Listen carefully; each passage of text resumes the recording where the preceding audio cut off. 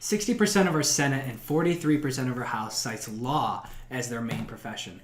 In a way, it makes sense because lawyers know more about law than anyone else in our society.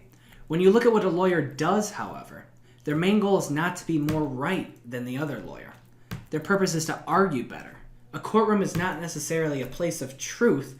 Rather, somehow, each side in a courtroom argues their side and the truth will eventually appear itself. The idea of disagreement is a part of the foundation of law. Clearly, this ideal has translated to the political world where debate is not only ingrained in our political climate due to factors such as our news media and our social media, but rather debating is almost half of our politicians' DNA. Where are the scientists, the engineers, the savvy businessmen that have had to make a tough decision, the economists, and the rest of society, quite frankly? These careers are based on truth, experimentation, creativity, and understanding. Seeking new knowledge and being open to new ideas is at the core of many of these scientific fields. Maybe if there are less lawyers that are politicians, our discourse won't look as polished or professional. But I can almost certainly guarantee you that there would be a more whole debate that represents more of America.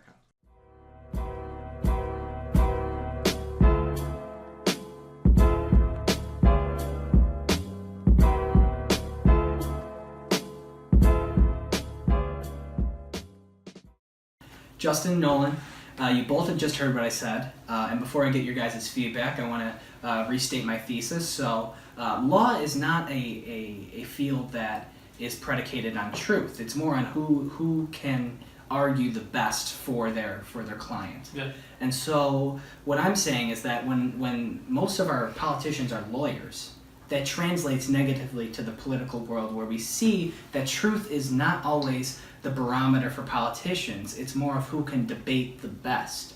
And I'm saying if we had more politicians that were from other fields such as economics or science, then I think there would be a more understanding of what truth is and what facts are. Well, definitely. I think like the biggest problem with this is that so much of our laws and so much of what we find true in our country is based on our Constitution.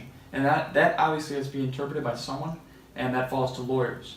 So lawyers like sort of do their best job to like sort of interpret, like best of what they do, especially if they study the Constitution, and they give us a perspective from obviously like there's strict constitutionalists which interpret the Constitution pretty much exactly for what it says, and there's loose constructionalists who sort of interpret the Constitution in many different ways. And we see there's a lot of different politicians who do this.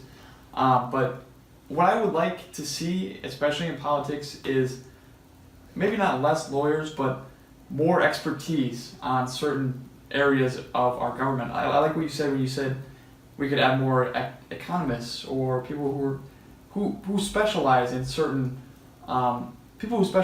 fields, so that we have a legislative body that's made up of experts and not just people who know a little bit about a lot of things, which is a big problem for me, at least, when I look at our legislative bodies. So, I think lawyers make up the majority of legislators in this country, because legislation is the crafting of laws, and so to make laws, you should probably understand law, which is why people go to law school.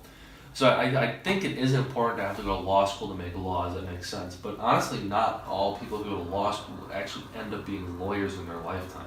So I think you can still have a diversity of thought, a diversity of background, whatever, in the legislature, and then we could have more diverse conversations and less. I almost feel like it would lessen partisanship. I feel like we would lessen this. It's not even debate. It's just like this petty, just back and forth. Like we see like good debate. I don't know if you guys ever watched Politicon. It was this huge debate between Ben Shapiro and like Cenk Uygur. However you pronounce it. Cenk Uygur, yeah. Yeah. And it was like a really good debate, and it was like I like this debate. I wish we saw this on the House floor. I wish we saw this on the Senate floor. But instead, we just see this petty back and forth of I'm loyal to my party. I don't care what you have to say. And I think we would see that if we had more, I guess, ordinary people. Like the Democrats always say we want more middle class, ordinary people in Congress, and like I kind of feel like they're bullshitting that statement. But honestly, the roots of what they're saying is important. I feel like it would be better to have more ordinary people in Congress that the majority of Americans could relate to. Mm-hmm. I absolutely agree with that, and I think that when you look at why there's so many lawyers, there's a couple reasons why. Of course, because lawyers they read law for a living, so they do in a way have a greater understanding of what the Constitution implies and says. And I also think that there is a financial barrier to this, right? Because in order to run a campaign, you do have to have some of your own money, and you have to be a little wealthy to run for offices, and that sometimes disenfranchises middle-class people to run because they might be actively involved in their local politics, but in the end they don't have the connections and they don't have the networking in order to build a campaign financially. Well, I think when you're a lawyer, it makes it pretty easy. You know a lot of people, and you say, well, I have this background, I know about law, I've won these cases, and you sort of like build a reputation for yourself within the community at least. And you'll know a lot of people that you need to know who are going to be willing to donate to you. So it's a little bit of an advantage, but at the same time, I think the biggest advantage of being a lawyer comes from actually knowing and interpreting the law, the Constitution. And there's definitely validity to say that a lot of people don't have the opportunity to run for a higher ranking office because of their financial state. But like I said, I think I like the core idea of this in that we need to have like some sort of incentive for these people who specialize in fields to want to run and to want to actually make laws for society. We talk about some of the best people who run certain departments of our country. Robert Reich, he ran the Department of Labor.